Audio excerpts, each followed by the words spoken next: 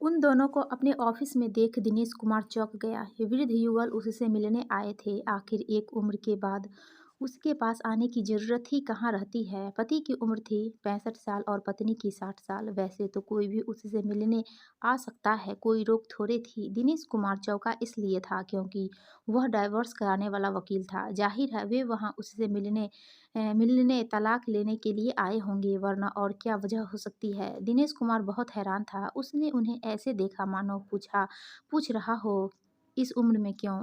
आप हमारा तलाक करा दो। 35 साल हो गए हैं। इसे झेलते झेलते गुस्से से पत्नी की ओर देखते हुए बोला, मैं ही कौन सा तुम्हारे साथ रहना चाहती हूँ। 35 साल में कोई भी दिन ऐसा नहीं बीता जब हमारी लड़ाई न हुई हो। कभी माँ बाप की इज्जत का ख्याल रखते हुए, कभी समाज के डर से, और उसके बाद बच्चों की वजह से बंधा रहना पड़ा इस आदमी के साथ। मैं भी इसलिए अटका रहा इसके साथ कि कहीं बच्चों की ज़िंदगी पर कोई असर ना पड़े। अब दोनों बच्चे बड़े हो चुके हैं, उनका अपना परिवार है, और वैसे भी वे विदेश में जाकर बस गए हैं। उन्हें ही कौन सी हमारी परवाह है। पति के स्वर में करवाहट थी। मैं भी चाहती हूँ कि अपनी शादीशुदा जिंदगी के बीते वर्षों के दुखों से मुक्त होकर अपना जीवन अपने तरीके से व्यतीत करूँ। साथ रहकर जिंदगी घसीटने की अब कोई इच्छा नहीं है। वैसे भी जब हम दोनों इसके लिए सहमत हैं तो तलाक मिलने में कोई परेशानी नहीं होगी। दिनेश कुमार हक्का बक्का रह गया।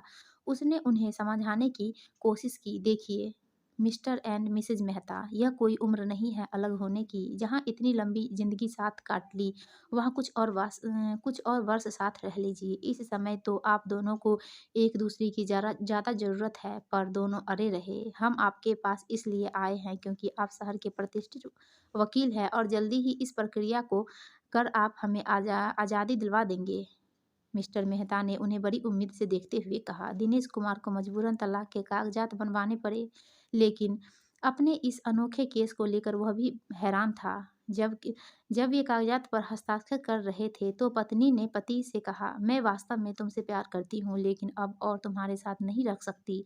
I am sorry. मैं समझ सकता हूँ, पति ने कहा। यह देख दिनेश कुमार ने उन्हें एक साथ डिनर करने का सुझाव दिया। चलिए आज मैं आपको डिनर पर ले चलता हूँ। दिनेश कुमार को उस अनोखे जोड़े में दिलचस्पी हो गई थी। पत्नी ने सोचा, इसमें बुराई ही क्या है, वैसे भी वे दोस्त तो रहेंगे ही अभी भी। खाने की मेज पर एक अजीबो गरीब सन्नाटा पसरा था। शाही पनीर, वेज पुलाव और भी बहुत कुछ था। फौरन मिसेज मेहता ने, जो अब बेशक मिस्टर मेहता की पत्नी नहीं थी, आदतन शाही पनीर की प्लेट उठाकर मिस्टर मेहता के आगे रख दी।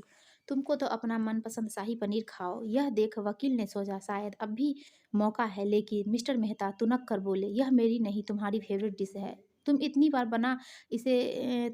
बार इसे बनाती थी कि मुझे यह दिखाते हुए खाना पड़ता था कि मुझे पसंद है। मुझे इस सब्जी से नफरत है। मिसेज मेहता असमंजस में से उन्हें देखने लगी। वह नहीं जानती थी कि वर्षों से पति उसे खुश करने के लिए हर तरह की कोशिश कर रहा था, और शाही पनीर उसे कतई पसंद नहीं था। उस रात वे दोनों सो नहीं सके। पूरी रात करवटें बदलते रहे। आखिरकार मिस्टर मेहता और अपने पर काबू न रख पाए। वह तो अभी भी उससे प्यार करते हैं और उसके बिना जीवन नहीं जी सकते। वह उसे वापस चाहते हैं। वह उसे आई लव यू कहना चाहते हैं। वह मिसेज मेहता को फ़ोन मिलाने लगे, लेकिन फ़ोन बजता रहा। लेकिन उन्होंने फ़ोन मिलाना बंद नहीं किया। दूसरी तरफ मिसेज मेहता भी उदास थी। वह समझ नहीं पा रही थी कि इतने सालों के बाद भी वह उनकी पसंद नापसंद को समझ कैसे नहीं पाई। वह उनसे बहुत प्यार करती है। फ़ोन की घंटी बजती जा रही थी, पर वह उसे उठा नहीं रही थी। अब बात करने का क्या मतलब है जब सब खत्म हो गया है। मैंने ही तो चाहा था मैं उनसे अलग हो जाऊं। अब बात करने का मतलब है अपने ही फैसले पर सवाल उठाना, उन्होंने सोचा।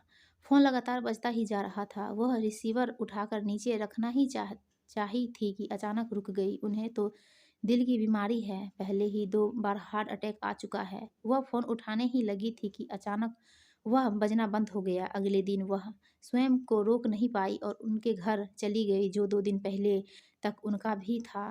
मिस्टर मेहता का निर्धन हो चुका था। वह सोफे पर लेटे हुए थे और फ़ोन हाथ में था। जब वह उन्हें फ़ोन मिला रहे थे, तभी उन्हें दिल का दौरा पड़ा था। वह रोते-रोते उनके सिर पर हाथ फेरने लगी। ओह! यह उनसे कितना प्यार करती थी, लेकिन कभी आई लव यू कह न पाई। वह घर का सामान सहेजने लगी। अलमारी की दराज में उन्हें एक इंश्योरेंस पॉलिसी नज़र आई। वह तब ली गई थी जब उनकी शादी हुई थी। मिसेज मेहता को इसके बारे में पता नहीं था।